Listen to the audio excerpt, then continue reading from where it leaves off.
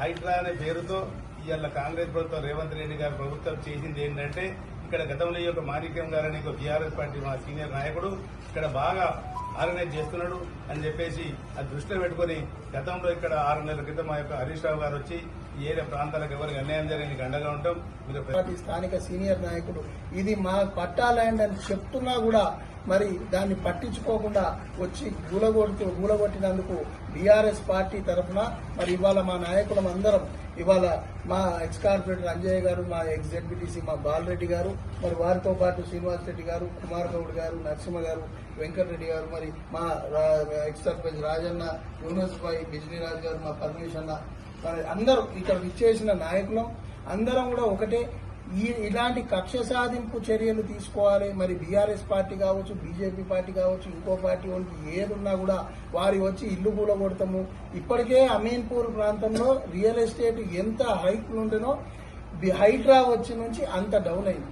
మరి మీరు ఇట్లాంటి పనికిమాలిన చర్యలు ఈ రాత్రికి రాత్రి పొద్దునొచ్చి నేను ఒక టీవీ క్లిప్పింగ్ చూస్తుండే రెంటర్స్ వచ్చి మాకు ఈ బిల్డింగ్ కి మాకు సంబంధం లేదు, మొన్న అపార్ట్మెంట్ ఒకటి కూలగొట్టారు, ఈ బిల్డింగ్ కి మాకు సంబంధం లేదు, మాకు ఒక 5 గంటలు టైం ఇవ్వండి, అన్ని కూడా మేము తీసేస్తాము, దాని తర్వాత మీరు కూలగొట్టుకోండి, మేము ఏడికి పోవాలి మీరు రాత్రికి రాత్రి వచ్చి కూలగొట్టే అంటే కూడా అవన్నీ మాకు సంబంధం లేదని చెప్పి అవన్నిటిని కింద ఇసిరేసి మరి బిల్డింగులు కూలగొట్టిన దాఖలాలు ఉన్నాయి.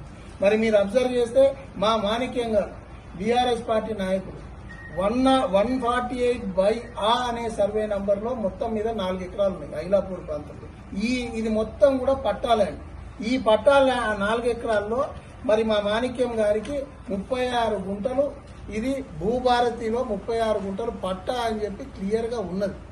మరి హైదరాబాద్ ఆయన మనది ఎట్లా కూల్చారు కదా, మాది పట్టానే కదా అన్న ఉద్దేశంతో ఇంకో దగ్గర ఏదో ప్రజలకు ఇబ్బంది ఉంది, వారి దగ్గరకు పోయి వాళ్ళకి ఇబ్బందుల్ని మనము కాపాడదామన్న ఉద్దేశంతో మా సీనియర్ బీఆర్ఎస్ పార్టీ సీనియర్ నాయకులు మా మాణిక్యం గారు అక్కడ పోయి ప్రజల కష్టం గురించి పోతే ఆయన ఉన్నది చూసుకొని ఆయన మళ్ళీ తిరిగి వచ్చే లోపు మరి పట్టా ల్యాండ్ సార్ అని చెప్పి మొత్తం కాగితాలు మొత్తం 1956 నుంచి మరి ఉన్న కాగితాలన్నీ కూడా తీసుకొని వచ్చి ఈ పహానీలు, ఇది పట్టా భూభారతిలో ఉన్న పహానీలు అని చెప్పి చూపిస్తున్నా కూడా నువ్వు ఓడరా మాకు చెప్పడానికి అని చెప్పేసి మరి అది హైదరాబాద్ చెప్పాలి, ఇది మరి బీఆర్ఎస్ పార్టీ నాయకులు కాబట్టి కొట్టినా లేకపోతే మరి ప్రజల గురించి కష్టపడి వాళ్ళ కష్టాల్లో మేము ఉంటున్నందుకు ఈ గోడ మరి ఆ మొత్తం ఆఫీస్ అంతా కూడా కూలగొట్టిపోయిందంటే దీనికి బాధ్యత ముఖ్యమంత్రి గారు వహిస్తారా లేకపోతే రంగనాథ్ గారు వహిస్తారా అని చెప్పి మేము అడుగుతున్నాం. మరి ఇదే సర్వే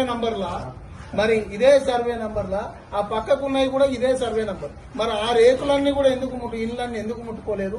ఈడ ఉన్న మా 36 గుంటలు పట్టా ల్యాండ్ ని ఎందుకు కూలగొట్టాల్సి వచ్చిందో రంగనాథ్ గారిని అడగాలి. మరి బీఆర్ఎస్ పార్టీని టార్గెట్ చేసి పార్టీ నాయకులని మరి అదే రకంగా అమాయకపు ప్రజల్ని మేము టార్గెట్ చేస్తే మాత్రం బీఆర్ఎస్ పార్టీ పటాన్ చెరు బీఆర్ఎస్ పార్టీ చూస్తూ ఊరుకోదని చెప్పి తెలియజేసుకుంటూ ఒక్కటి గుర్తుంచుకోండి, రేపు పొద్దున జీహెచ్ఎంసీ ఎలక్షన్స్ వస్తున్నాయి.